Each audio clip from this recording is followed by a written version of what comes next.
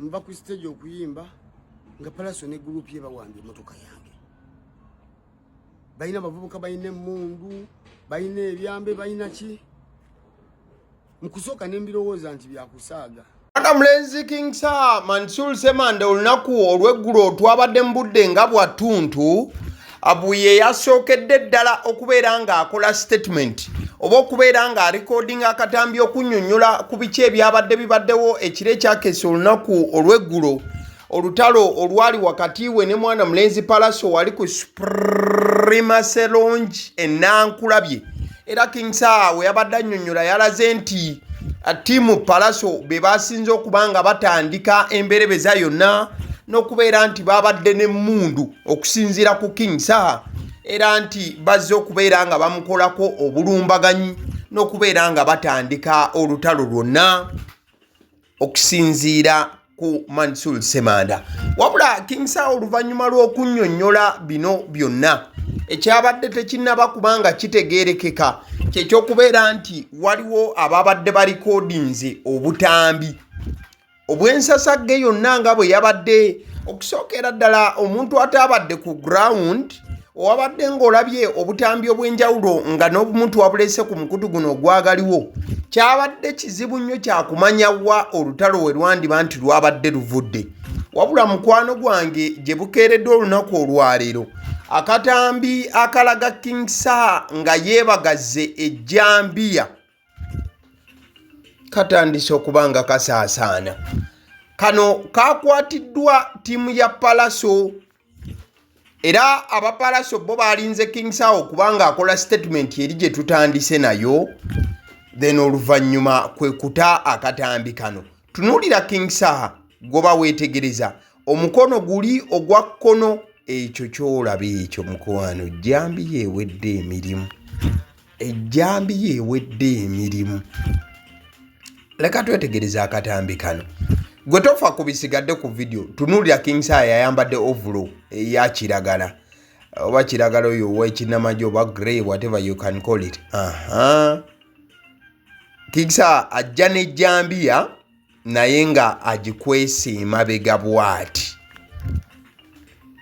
So kati akatambi kano ke kasize okubanga kakyusa the whole narrative oba ke kasize okubanga kakyusa emboozi yonna nti abatiimu Pallaso akatambi kano ke kabawadde lifeline mu lutalo luno oba okubeera nti kabazza ku line kati bangi batandise kukissa ku King Saha nti bwe luba kale nga mwabadde mu lutalo lwakwekubamu bikoone naki ate ejjambiya zaavuddewa.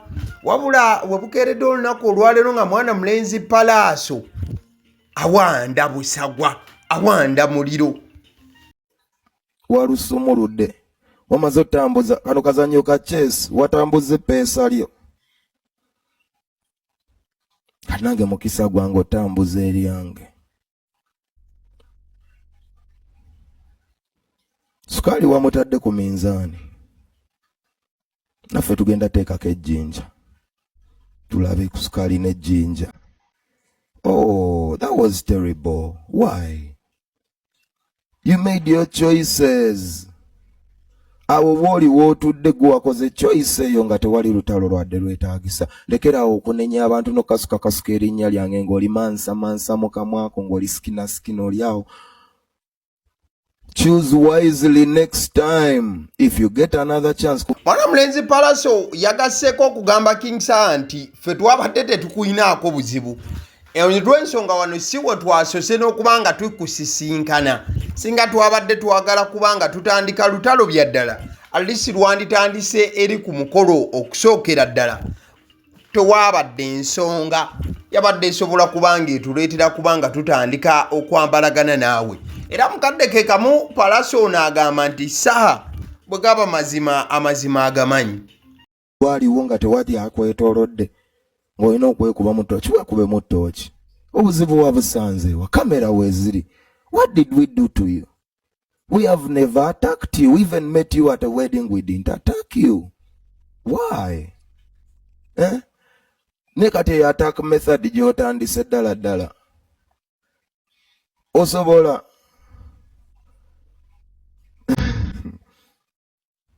musabire bakyali banga bali mu ddwaliro kubanga bambi bali mu mbeera mbi.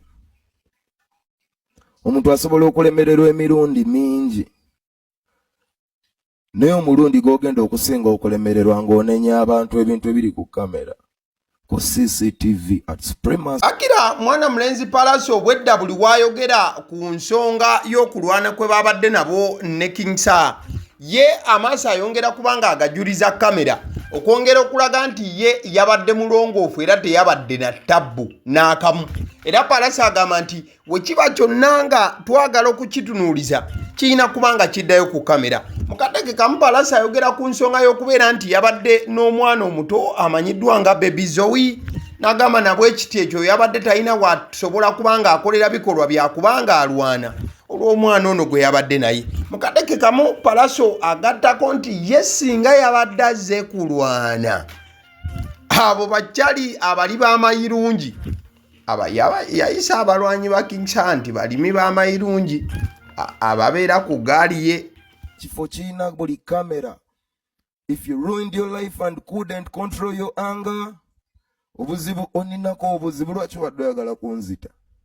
Nze yabadde ne Baby Zoe, nze yabadde ne Gladiator, nze yabadde ne bannamawulire. Kamera zonna mujja ziraba ku TikTok weziri nga tuyimiriddeawo tuli in a good family moment. Akakasajjako omukyala ako ne kajja n'obuvuyo bwako. Tetuwazze lwana blood. Nze nenzijaawo olwana nga kyenzizeeko. Abo boolina balimi b'amayirungi gye mubeereyo si balwanyi boy. Ffe tuwazze kukiwagira Scorpion man. Buli lw'obeera ng'onenyanenya abantu bw'olaba omuntu ayanguwa amangu okunenyanenya banne. Wabaawo amazima gakweka naye ndi mubagamba amazima ago gali ku CCTV ya Fujita. Era nsaba agakutteko oba Fujita oba poliisi. Mwana mulenzi Pallaso wayogera ku ky'okubeera nti yabadde amanyi nti afazaali bandibanga bayinamukko enkolagana yagalagaana. N'agamba nti engeri Pallaso ye gy'atambula ne mwana mulenzi oyo amanyiddwa nga Gladiator system no. Ate nga Gladiator atera okubeera ne King Saha. Kati ye Pallaso bulijjo akimanyi nti they are a neutral force oba nti bo basajja abali awamu abatalina nnyo mbeera. Kati nno Pallaso agamba nti King Saha bamulimbalimba nti w'amaanyi wabula ye tamusobola. Era Pallaso agamba nti kale at least King Saha yanditunuulidde engeri gye kiri nti Pallaso muganda w'omugenzi AK47 ate nga AK47 yali mukama wa King Saha. N'agamba nti at least ekyo King Saha yandikirowoozezaako ne batagenda maaso na kubanga beeyuzaayuza n'okuba nti bajjayo amajjambiya. Nenze nga nazze olwana gwe tosobola nakuntunula mu maaso gwe. Gwe ebyo bye bakulimba ebyo bye mwesudiiza eyo muobo obugundi bwammwe obwo tosobola. You can't. But I wish this was more music because there is even money to make. Nene mujambu mwetegese kutema abantu. Kati kyogana adde mpambye emmotoka ne Baby Zoe kasajja gwe oba ne Gladiator. Mbalaba ne Gladiator buli gy'obadde olaba nti these are neutral forces. Kale osobola okugamba olaba oyo muganda wa AK47 mukama wange yafa. Kankyerekereze kuba nze nadde siina buzibu ne mu vidiyo bondaba saabadde na buzibu mbutuwambye emmotoka yo. Motoka ki? Fenna twaze late kubanga Saha okuva ku stage nze nabadde nzirayo. Fenna twaze late. Mukujja late nga waliwo space z'okuparkinga zabadde nga 2. Na parkinze nazze n'emmotoka 2 nabadde mu kagoofa ka white ne Blue Baby ne parkinga kagoofa era nadde neesigamye ku mmotoka yange. Emmotoka ya white gy'olaba ssebo omukulu gyago oyina ne ssente ezigula goofu gwe kasajja gwe. Buba yeesigamye ku mmotoka yange emmotoka ye gye nadde neesigamyeko. Ne kati kazze wano obuyambi bwe weetaaga kweyamba genda tandika ku miswiba gye weetuusizzaako. Gwagaludde Jjambiya n'otema abantu.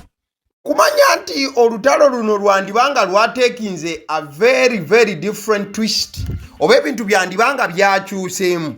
Kati we twatukidde akawungeezi King Saha ng'oggyeko vidiyo eri gye yasoose okubanga akola.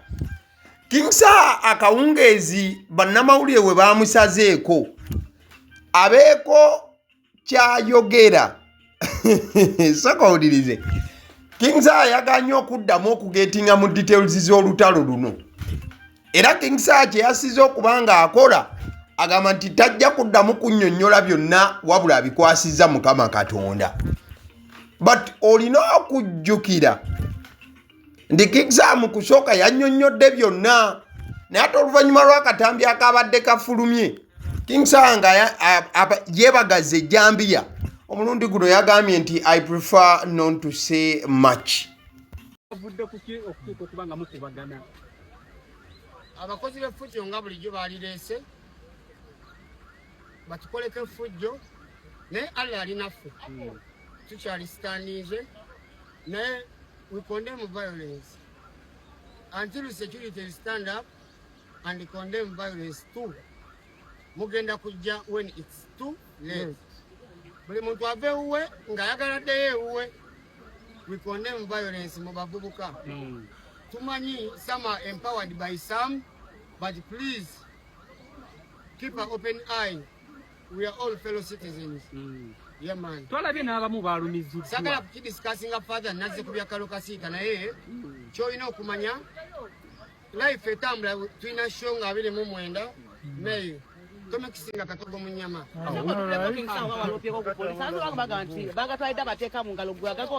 Nalopewa Allah. Ensonga zonna nazikwasiza Allah subhanahu wa ta'ala. Naye kyeyanzizemu sikyogera.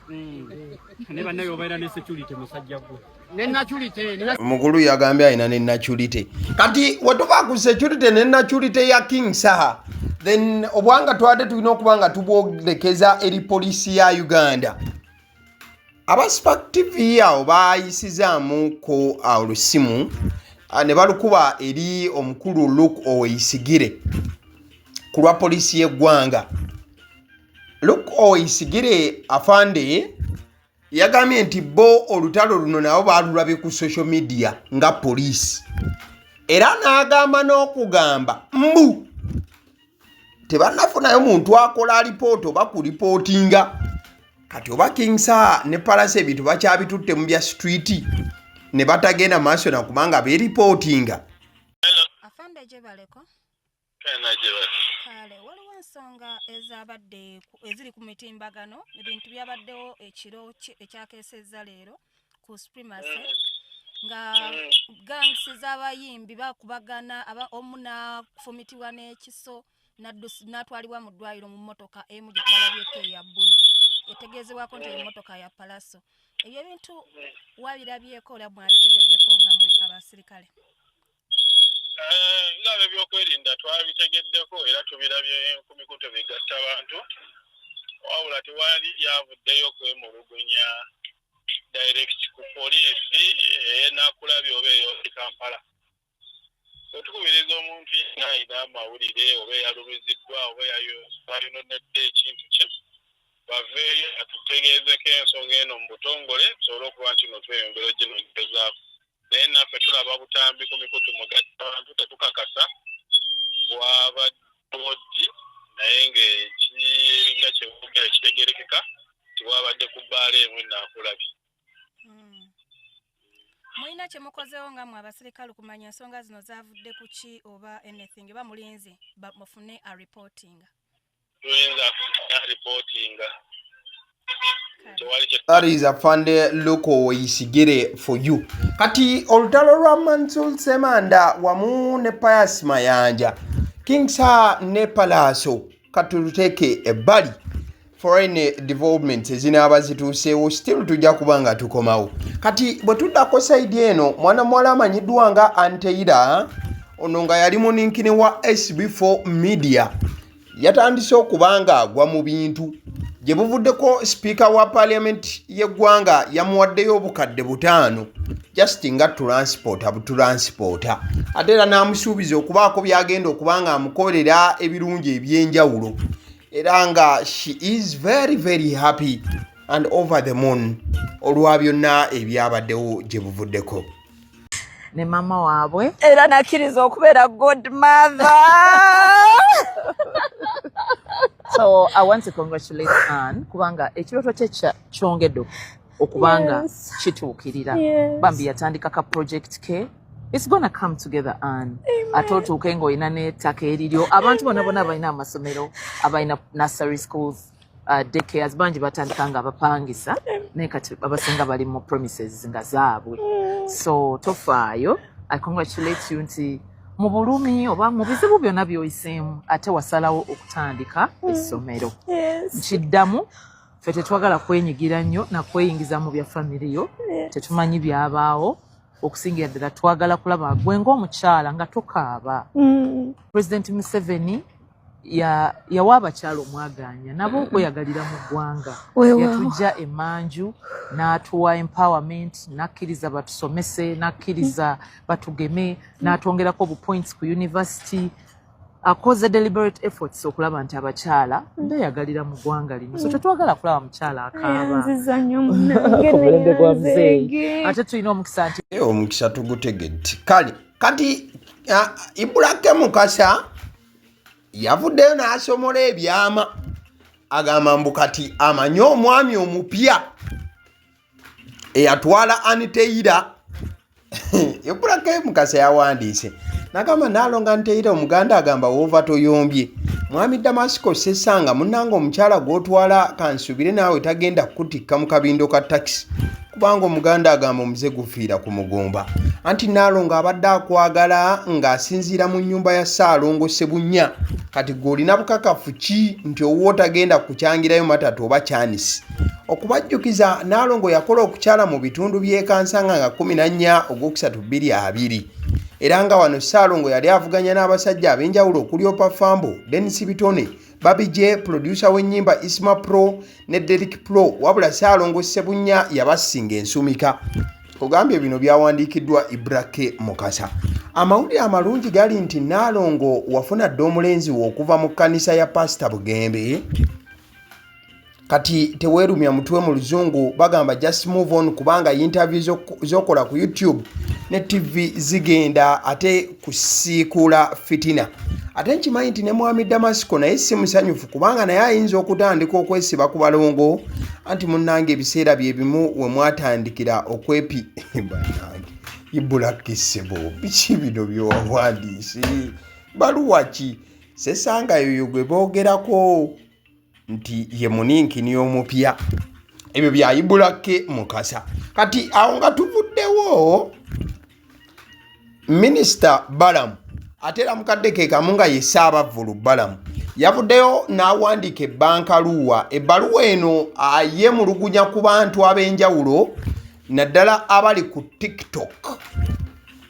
abakola videos ez'enjawulo n'abaana abato kyagamba nti kino kimenya mateeka tugeze chicken okola TikTok videos ne muwala we Shira Price okola TikTok ne mutabani we Blackman Uncle Chumi okukola video ne kawala ke katera okubeera nako ye Minister Balamu agamba nti bano bamenya mateeka I have received a complaint from Honorable Betty Namboze Bachireke, Member of Parliament from Mukono Municipality, together with a group of children's rights advocates regarding the concerning practice of creating content using children or minors without their consent.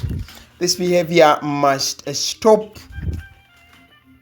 Bigambo bya Balamu Minister ngagamba nti yabadde afunye okwemulugunya okuva eri Honorable Betty Namboze Bachireke n'ababaka ba Parliament abalala n'abantu abalala abalwanirira eddembe ly'abaana abula nasembye okulaba nga chicken Awanda busagwa agamba omwana ye yamwezaalira temujja mugamba bintuntu byammwe ebyo kale abatubeewo omukulu wamanyiddwa nga Joshua Baraka of recent yayawukanye n'abamu ku babadde bamukwasaganyiza emirimu Lobster wamu ne Sese Nation wabula yavuddeyo n'agamba nti tewaliwo kwawukana kuli awo agamba jasi balina bintu bye bakyusizaamu ko kubeera nti tebakyakolagana wamu wabula nti tebalina mbeera nzibu era tebalina buzibu nga bangi bwe mubadde mutandise okuba nti mu creatingawo ekibeera manyi Joshua Baraka y'omu ku bantu abakola ebintu mu ngeri eri very very international era abeekwata mu ngeri esinga okubeera ey'ekigunjufu mu mbeera emu bayendala. Emboozi mbadde nziraba nnyo nti abo baganda bange kyekisooka buli kimu kye nnina buli kimu wentuuse wano abadde Rob ne Sese, so they will always be a part of my story. We're just working in a different way now. Yes.